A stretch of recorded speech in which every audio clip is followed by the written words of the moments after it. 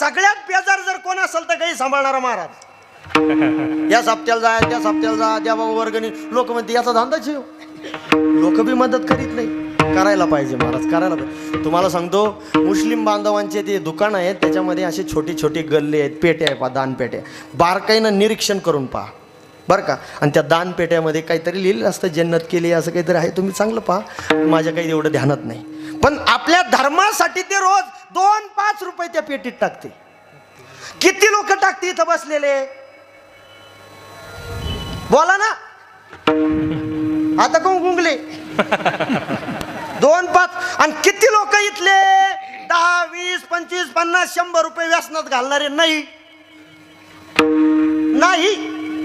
एक पाया पडला तर तिची चुन्याची डबीच पडली पायावर, दक्षाना नाही.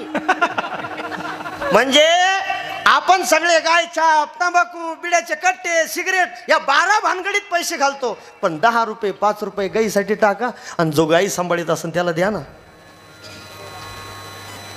त्याचं चांगलं चालणार. हे म्हणते या ना धंदे धरले. आता काय धंदा धरला त्याला महाराज?